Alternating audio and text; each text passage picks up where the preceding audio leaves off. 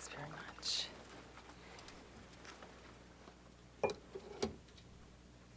And thank you all so much for being here today. Really appreciate your attention to these very critical issues that are converging now in Baton Rouge, Louisiana, but which are really symptomatic of a crisis across the country.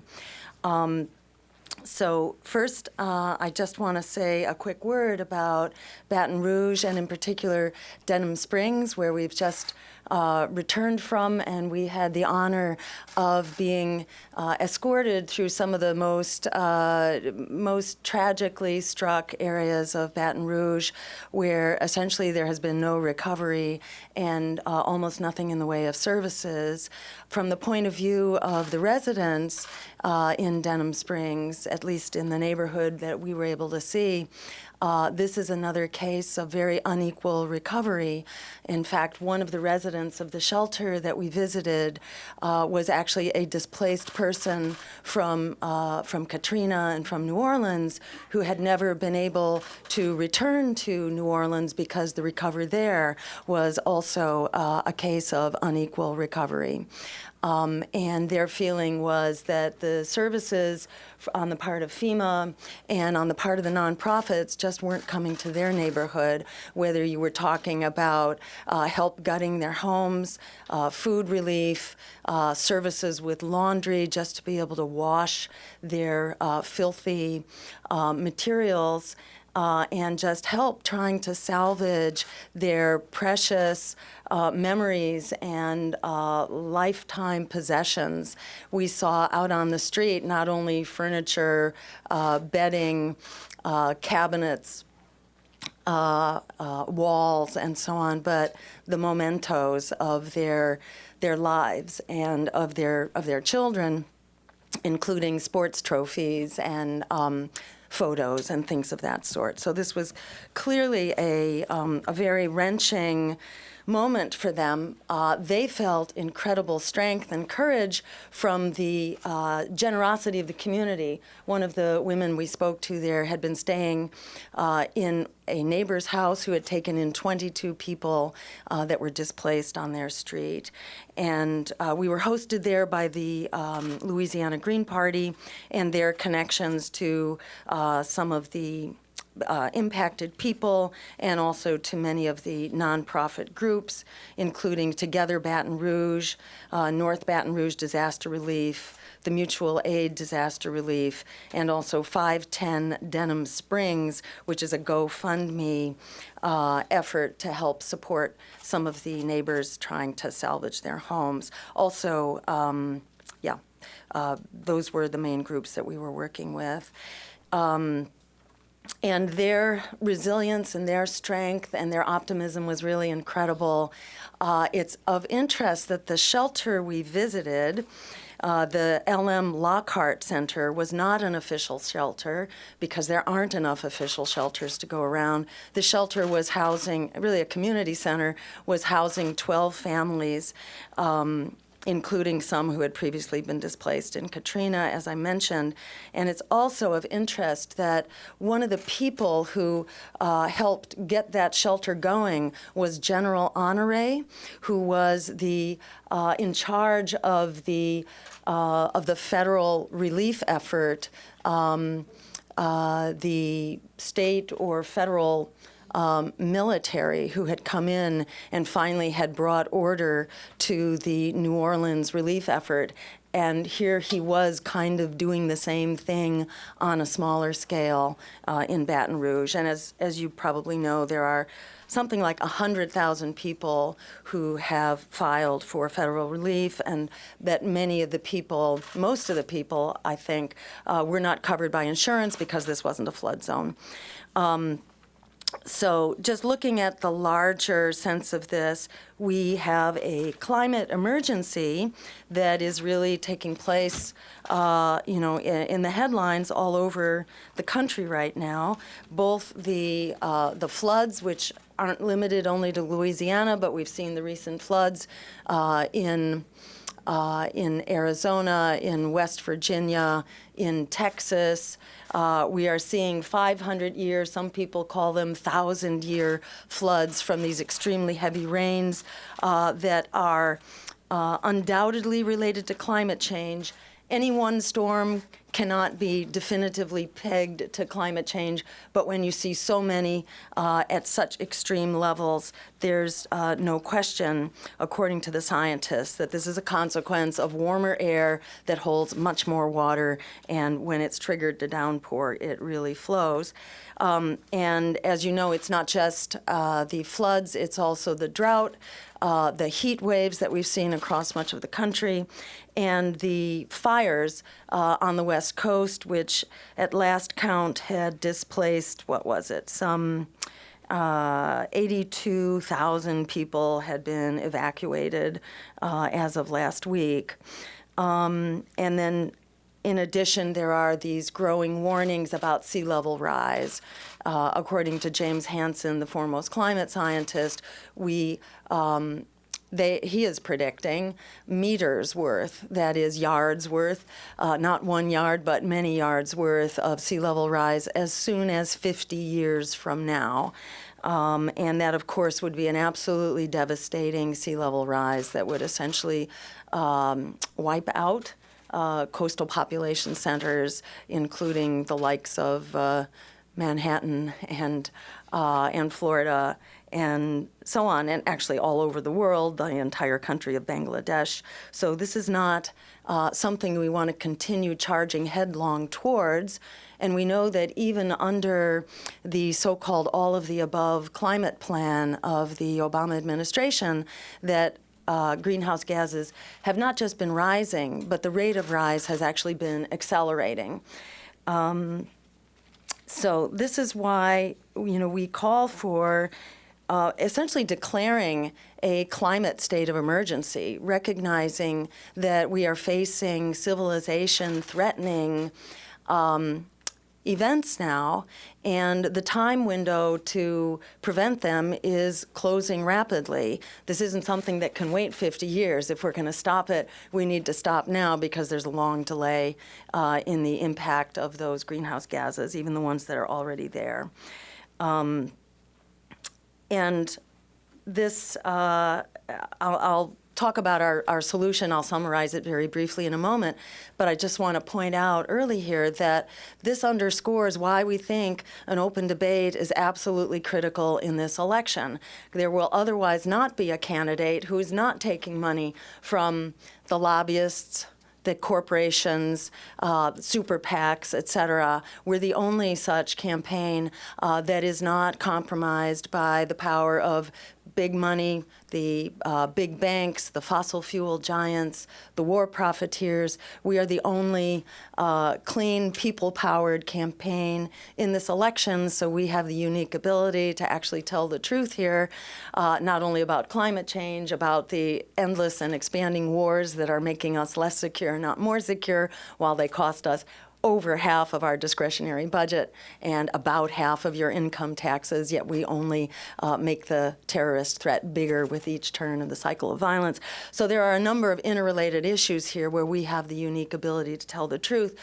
In an election where we're seeing just unprecedented realignment with the Republican Party essentially unraveling at the seams, with many prominent Republicans now supporting Hillary Clinton, with Hillary Clinton appealing to the Republicans to come into her big tent, with her transition director being one of the lobbyists, who is very close to the fossil fuel industry, supports the Keystone Pipeline, supports the Trans-Pacific Partnership, et cetera. We think there's a clear signal here of the Democratic Party continuing to move to the right, leaving not only the Bernie Sanders supporters out in the cold, but so much of the American public. at a time when polls tell us that over half of Americans, something like 57%, are very dissatisfied with their two choices. A recent AP NORC poll about a month ago found that 13% of the American public was satisfied with the two-party approach to the presidential election. 13% that are satisfied. So we think at a time when we are facing really critical issues, in an election where we're not just deciding what kind of a world we will have, but whether we will have a world or not going forward, we think it's really critical now more than ever that we have an open debate and actually put more choices in front of the American people who are clamoring for those choices.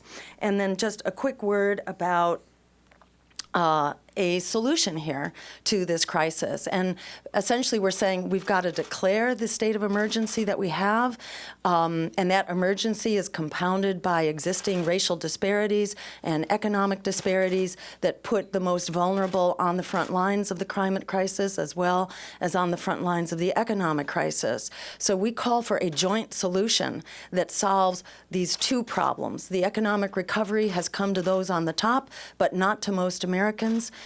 Particularly younger Americans who've essentially been hung out to dry here in a system in which they are held hostage by staggering levels of debt that are unpayable in the current economy and that have the climate crisis essentially exploding on their watch.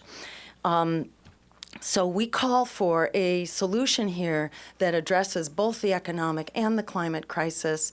We call it a Green New Deal. So it's not a hypothetical. It's based on something we actually did in the Great Depression that helped us get out of it.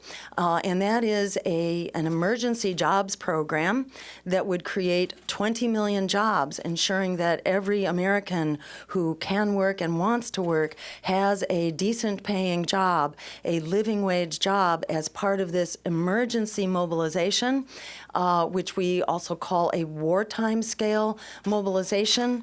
When Pearl Harbor was bombed at the outset of the Second World War for the United States, it took us 6 months, all of 6 months, to massively mobilize our economy. We went from 0% on a wartime footing to 25% on a wartime footing of GDP in the course of 6 months. So clearly we can do this. We can mobilize, and we're calling for 100% clean renewable energy by 2030, which is what the science tells us is exactly what we need if we are to hold temperature rise to below 1.5 degrees centigrade and essentially turn the tide on climate change. We would be creating jobs, particularly in the areas of clean renewable energy, that is wind, water, sun, conservation, and efficiency, but also in the area of healthy and sustainable local food production, because that's a major component of greenhouse gases, and also public transportation that is energy efficient, renewably powered, and that dovetails with what we call recreational transportation. We have a right to recreation as a form of transportation. That is safe bike paths and sidewalks so that we can actually use our muscle power as part of how we get to transit hubs. Now, the good news about this is that it not only restarts the economy, it turns the tide on climate change. It also makes the wars for oil obsolete when you have 100% clean renewable energy for the foreseeable future. So therein is how it pays for itself through two mechanisms.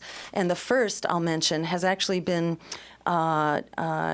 articulated in very detailed engineering studies, how we get so much healthier, and I can say this under authority as a medical doctor, we get so much healthier when we do away with the air pollution and its various sequelae into our water and into our aquatic food chain and so on.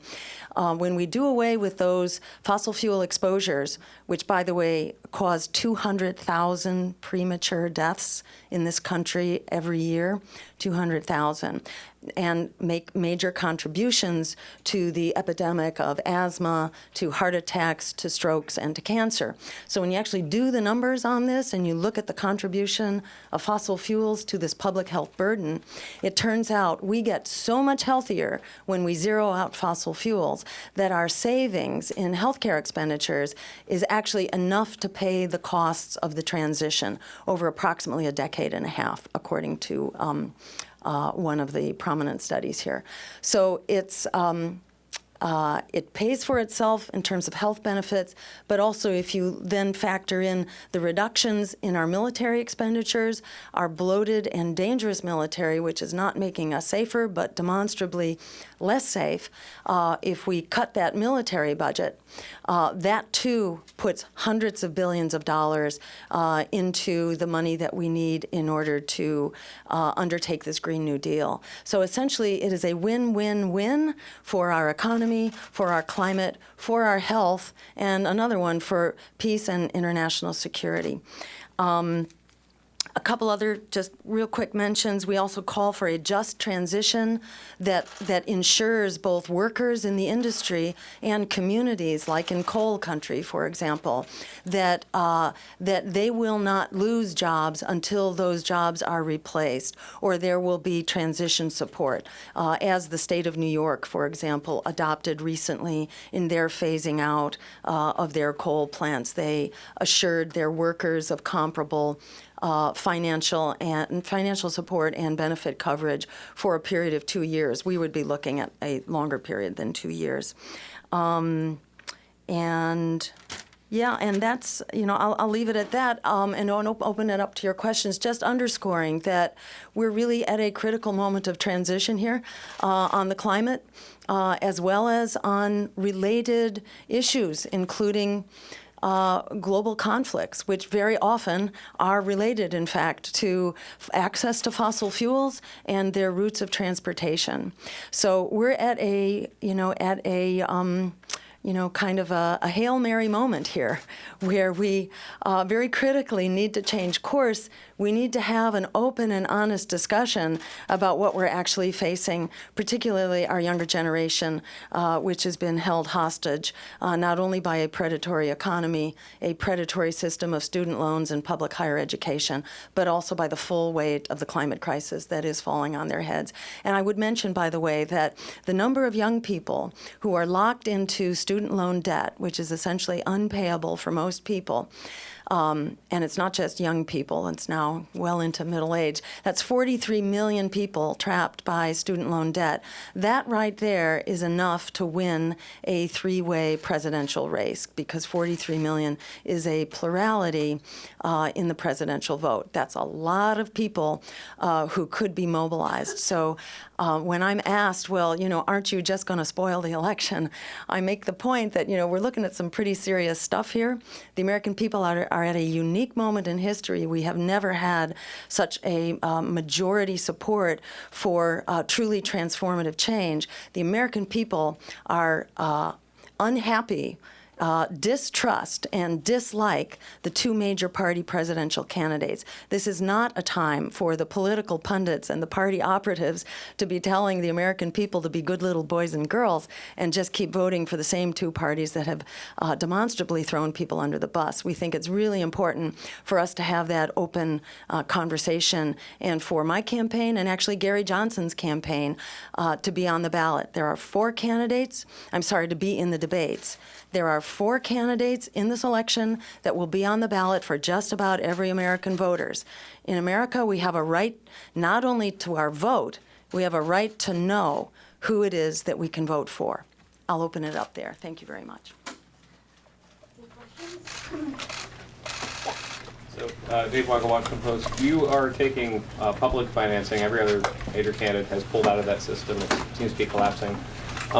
One, what would you say the Green Party is entitled to public financing because of it's not gotten that much support in previous elections? And two, do you favor expanding the matching limit? I mean, there's a proposal in Congress to make it 6-to-1 for each dollar in the system. So, I think you could bounce that question to the American people. Do they think we should just have the same two?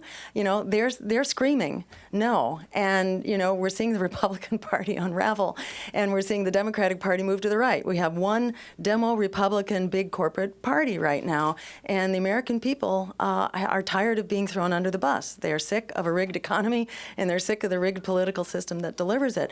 Yes, I would say absolutely, and what we call for is not simply expanding the ceiling for public funding. We're talking about publicly funded elections, period. Our democracy is too important to be privatized and put into the hands of big money, either big money donors or big money candidates. One should not be able to buy influence in our democracy at a time when we are, ever, but especially now, when we're really looking our mortality in the face here, whether you're looking at the consequences of blowback from these catastrophic wars, whether you're looking at the climate meltdown, the next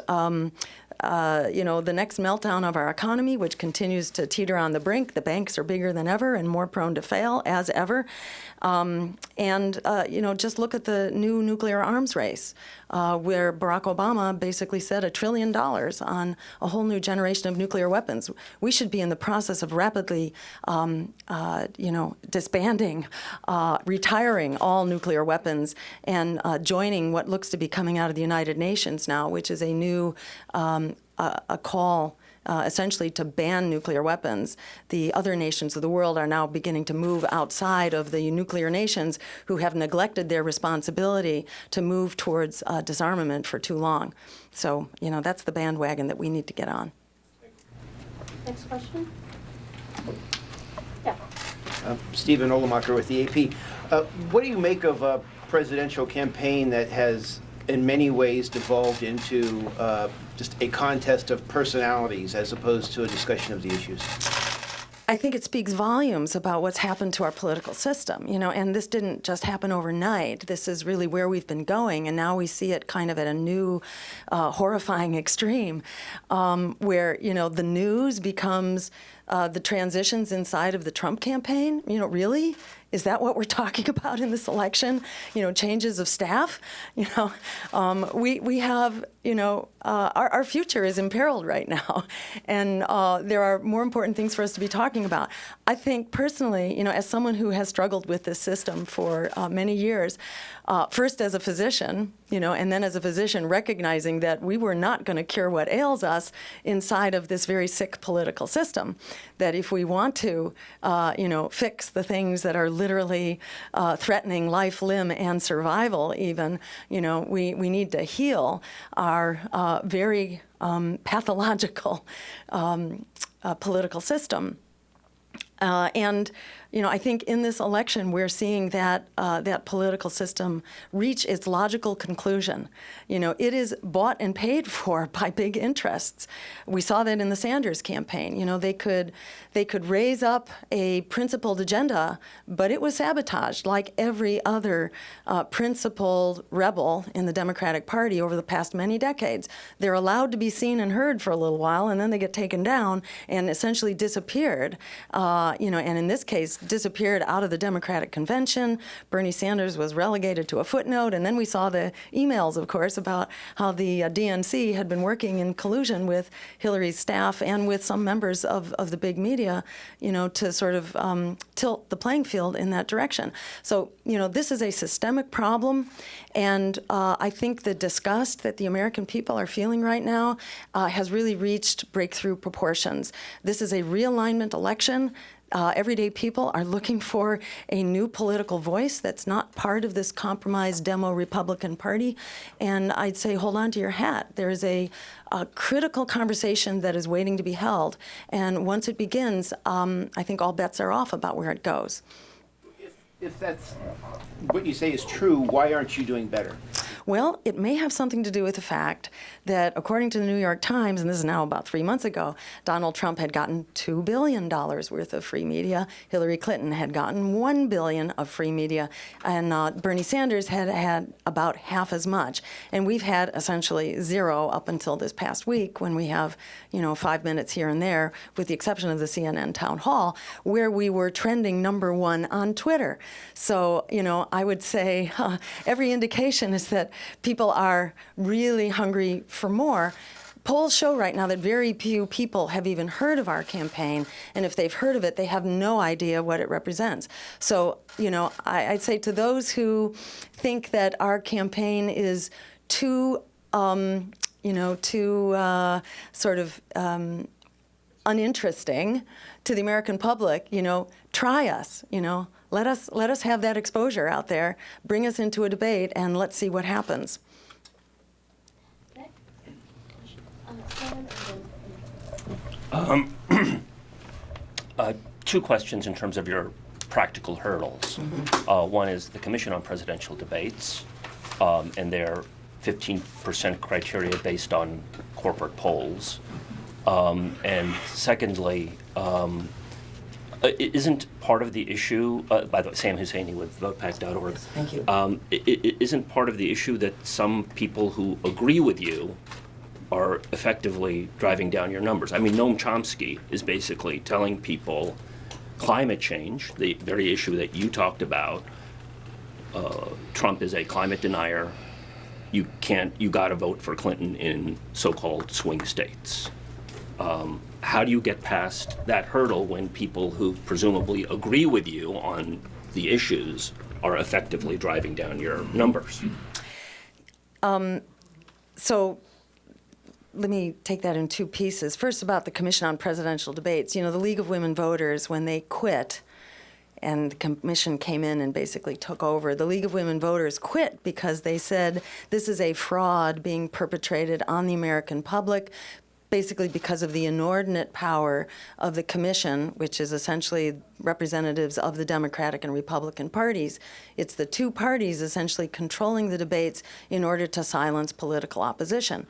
So this is not what democracy looks like in the first place. But they quit. The League quit, saying that the commission had essentially granted themselves the power to control the questioning because of their control over the questioner, control over the candidates who were eligible, and control over the audience, so that they could create the illusion that there's popular support for, things like more corporate tax breaks, or the Trans-Pacific Partnership, or, these expanding wars. They can basically, create the movie to make it look like there's popular support.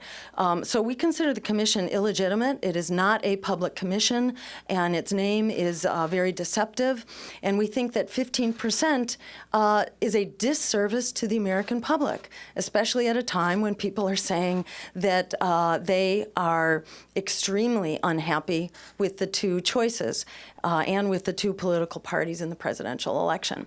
We think that there should be another basis for inclusion, and that is the right of voters to know about who their choices are, and that any candidate who is on the ballot in enough states that they could numerically win the election, voters have a right to know about those candidates.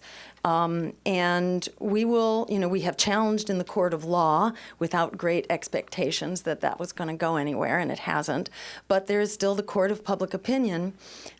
In my home state in Massachusetts, we have been able to fight our way into debates, actually, in which I did very well, and the public had enormous resonance with what they heard, and then I was yanked out of the debates because it became clear that a public interest point of view is a grave threat to the political establishment.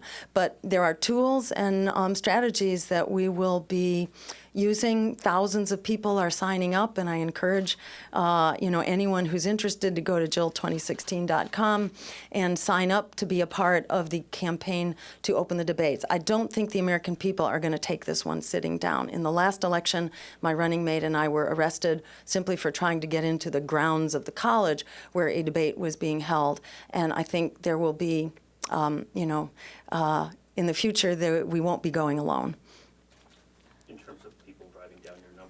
Okay, yes. Well, this politics of fear that tells you have to vote against what you're afraid of rather than for what you truly believe.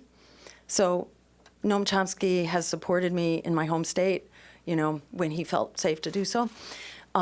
I think it's fair to say my agenda is far closer to his than Hillary Clinton, but he subscribes to the politics of fear.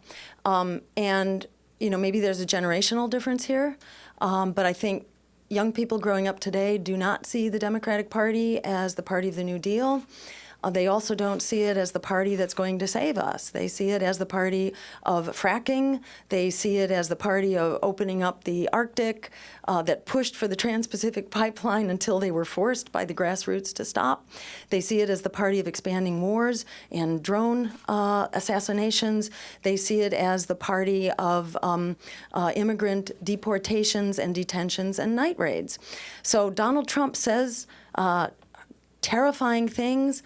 Hillary Clinton actually has a extremely troubling record, from leading the charge into the catastrophe of Libya to saying send them home to the children fleeing the violence in Latin America, which she herself had a hand in by giving the thumbs up to the coup in Honduras, ushering in that incredible violence from which, tens of thousands are fleeing, one of the major influxes of refugees. So, and Hillary has been a major proponent of fracking around the world, and now has just appointed Ken Salazar, the best friend of fracking, to her transition team. So the climate is not looking so good under a Hillary Clinton administration. And coal is terrible, but the science on fracking says that it's probably just as bad. It's not okay to open up an entirely new generation of infrastructure now that's going to wed us to fracking for, another 20, 30, or 40 years. It's basically, curtains the minute we do that. So I think there are many people now who take a different point of view, and who recognize that the politics of fear delivered everything we were afraid of. All the reasons you were told to vote for the lesser evil, because you didn't want the meltdown of the climate, the expanding wars, the offshoring of our jobs, all those things, all those reasons we were given to vote for the lesser evil is exactly what we've gotten. Democracy needs a moral compass. It's not enough to vote against. We need an affirmative agenda, especially at a time when there are enough people that we can actually drive that agenda forward. We could potentially win this race. I'm not holding my breath, but I'm not ruling it out. This is a crazy election. It's not over till it's over.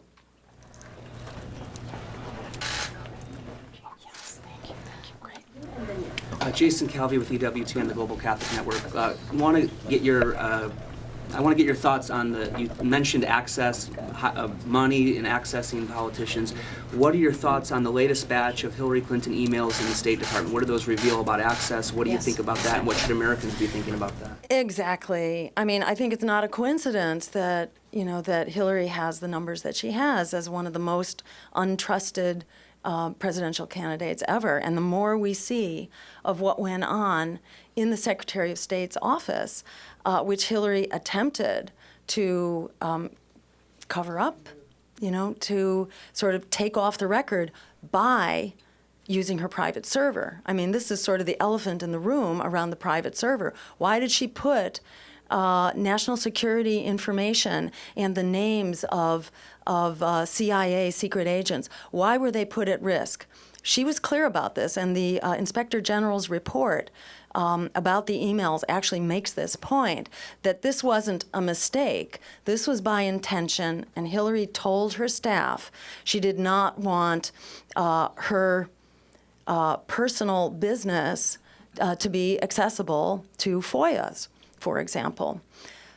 But this is the really disturbing thing. Where did her personal family financial business end, and where did the official business of the state begin? To me, the mere fact that half of her emails, half of the volume and the number of her emails, she classified as private. If someone is on the job and half of their emails are for their private affairs, there's something wrong here. Either the private is, leaking over into the public, or someone is doing their own private business on company time. So, to my mind, the continuing revelations about the influence of the Clinton campaign donors, the special deals that they got, the lucrative favors, the weapons deals, for example, to Saudi Arabia, who we're now seeing, all else aside, but just looking at Yemen alone, the incredible war crimes being committed by Saudi Arabia with our weapons, not to mention our assistance. This is really a national scandal. And the fact that money was flowing to the Clinton Foundation as these very regrettable and harmful decisions were being made, I think regardless of the legality, this just raises serious questions about judgment and character that, in my view, are just not compatible with someone that you want to trust as the leader of the country. Thank you. Hi, Dana Milbank with the Washington Post segment of the corporate media.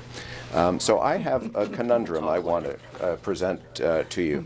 So I could write about today, and others could report here, about what an important issue climate change is, and we'd publish it or broadcast it. And the fact is very few people will read it, and they're going to go read or view stories about Trump's staff machinations or Clinton's email. So I'm not sure the issue is necessarily a corporate media, but what people are demanding. Why is that? What's the way around that, if there is one? Well, let me say, we've seen this problem get worse, worse and worse. I think it's a multi-factor problem. But what we do know is that when we had greater diversity of candidate opinion, there is an opportunity to have a more diverse discussion. Right now, so many people are tuned out of the election and out of the political system in general because they are accustomed to being ignored by that system, and because, not only ignored by the discussion, but ignored by the agenda. The agenda really, was Bernie Sanders tuned out? I don't think so. I think he had more attention from the American public than just about anyone, at least from my point of view, outside of the Democratic Party. It looked to me like he was, the guy saying that the emperor had no clothes, and everyone was agreeing with him. Even Trump supporters were agreeing with him. Remember that polls show that the majority of Trump's supporters are not motivated by supporting Trump. They're motivated by not liking Hillary Clinton. So let's give them another choice besides Donald Trump as an alternative to Hillary Clinton. Let's have a more diverse discussion. I think the more we have diverse media outlets, the better. The more that media has been consolidated, the harder it's been to have a truly diverse and open discussion. So those are some of the things that I would fix going forward. But I think it's not rocket science. We did have a very open discussion just a few months ago because we had a candidate who was engaging a whole other body of voters. And even that was very early in the campaign. As we get closer, I think the power of advocating for jobs, for the right to a job, for canceling student debt, that's going to spread like a wildfire. We have now, we're running between 4 and 6, even 7% in the polls. Prior to any big media coverage, that doesn't usually happen. Why is that happening? In my view, that's because there is a generation here which is really desperate for another way forward. They're networked on the internet, and that word is getting out. If we could get to 4, 5, and 6% without any coverage, I think all bets are off as to what will happen when we get into the debates. More questions? I guess down the ballot, there are going to be a lot of people voting who have you at the top of the ticket, but don't have a green candidate for Congress, a green candidate for governor, state, school board, et cetera. Would you recommend they vote for one party in particular if they're voting for you? What would advance the goals that you're running on? I would say to look carefully at the candidate, and don't just look at what they say. Because if you look at what they say, there's very little difference between, according to some online, candidate informational sites, there's not much difference between Hillary Clinton and myself. But, that's if you take what Hillary Clinton said as what Hillary Clinton will do rather than looking at Hillary Clinton's record. So I think it's really important to look at the record of the candidate, who's funding them, the usual. But you'd be surprised how many Green candidates there are actually running for Congress, for Senate, for state offices, for city councils, et cetera. We have a lot of down ballot candidates.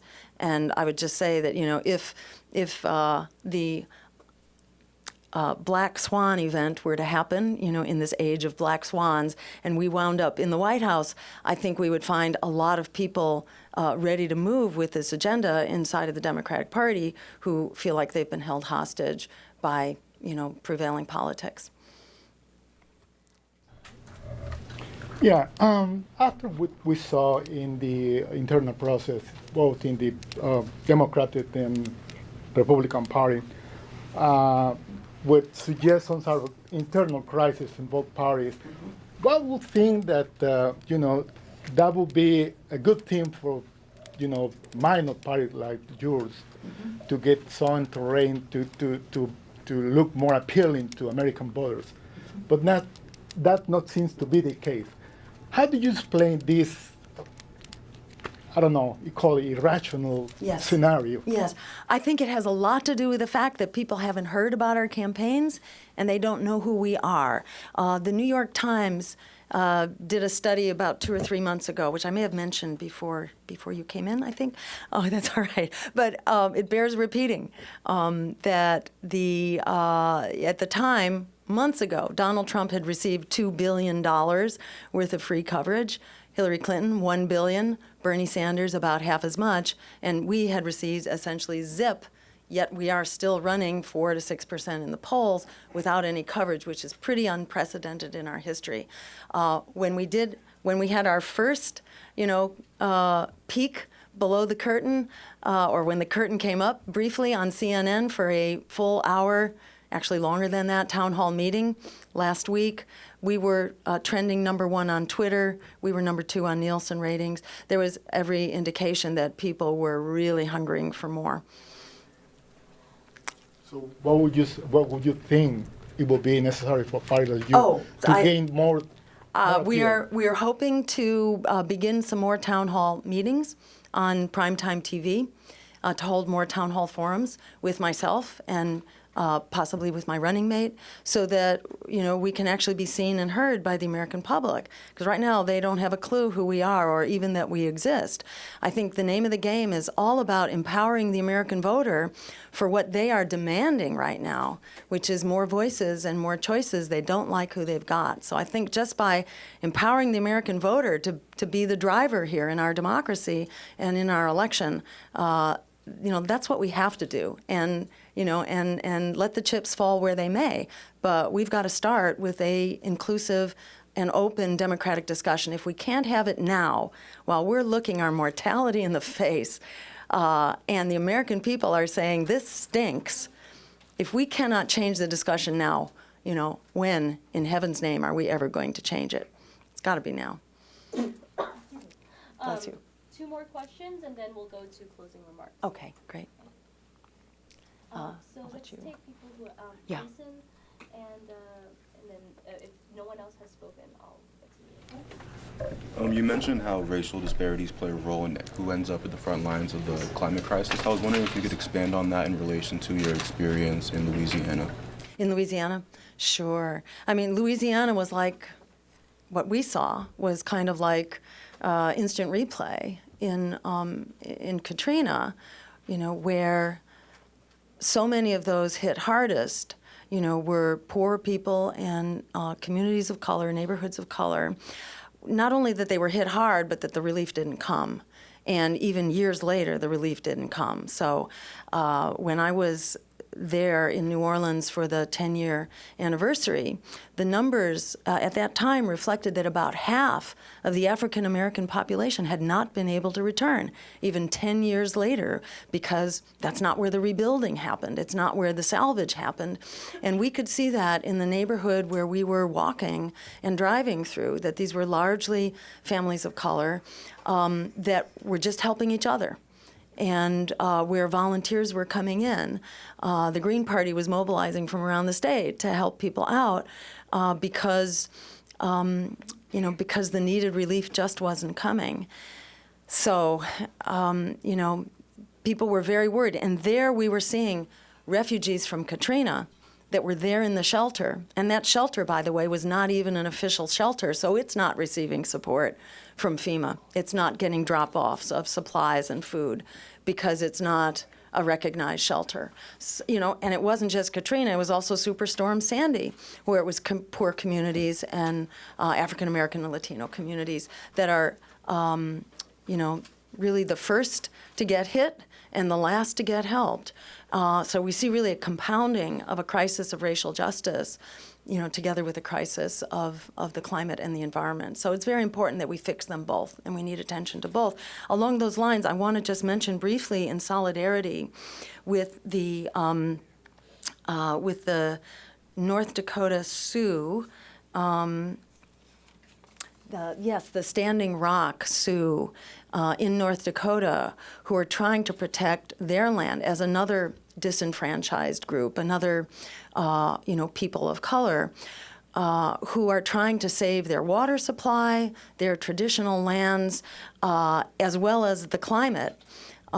We've always relied really on indigenous people to be the caretakers of our climate and of our ecosystem, and they are basically resisting now another very toxic pipeline of the worst kind of fuel that's going to run over their water supply and put their lands very much at risk. And I just want to stand in solidarity with them. There are about 1,000 Native Americans that have gathered now at their tribal lands in an effort to resist the pipeline. And what they're doing is trying to help prevent the next Katrina, the next Superstorm Sandy, the next Louisiana floods down the line, because they're only getting worse and more frequent and more devastating. They exemplify, I think, the kind of courage and the foresight that we need, and the kind of community spirit that we need in order to stop this crisis from barreling down on us, which it is right now. Thank you. Last question from Barrington, since you haven't asked a question yet. Okay, Hi, Dr. Stein. Hi, Barrington. When we spoke yesterday, you talked about the need for a Truth and Reconciliation Commission. Yes. And I wondered if you could expand on that. Great, thank you. And I think this pertains not only to the issue of environmental racism, to the issue of police violence, to the issue of xenophobia as well, for that matter, that we are a country that's armed and ready to shoot, and we are the most violent country in the world. With the most shootings and violent deaths, at the hands of police, but beyond the hands of police as well. And we have a violence problem which goes hand in hand with our problem of fear and mistrust and hate. Unfortunately, we're seeing those flames being fanned right now in this election. The flames of hate and fear are being intensified, where we need to be moving in the opposite direction. We need to be having a facilitated discussion now. We need to be able to have a frank discussion about race, about the legacy of racism, about, in particular, many people say, oh, slavery, it ended. Well, it ended, but then it became lynchings, and then it became Jim Crow, and then it became redlining, and then it became segregation, which is coming back full force, the war on drugs, mass incarceration, and then this police violence, which is really just the tip of an iceberg. So, there's a deep underlying problem here. And it's not only the culture of policing and the broken windows policing that creates very aggressive policing. The culture of that has to be changed, and the training of our police has to be changed. Communities need to be put in charge of their police instead of having police in charge of their communities. So, we need citizen review panels that have the power of subpoena and so on. We need to be able to hold perpetrators accountable through investigations of every death at the hands of police. So there are things we need to do about that violence, but we also need a Truth and Reconciliation Commission. And in my view, we also need reparations to address this historic and compounded burden of economic disparities, so that violence is not only at the hands of an occupying police force. Violence is also taking place economically right now. We know that just living while black confers a 7-year loss of life. If you compound that with poor education, which also tends to run in communities of color, it's another 7 years loss of life. So there are real consequences to the cumulative historic burden. And it's not just African Americans. We need to look at the burden of discrimination, fear, and hate against people of color, immigrants, Latinos, Muslims, Native Americans, and so on. We need a facilitated discussion at the community level that includes art and music and storytelling and the things that enable us to humanize each other to each other.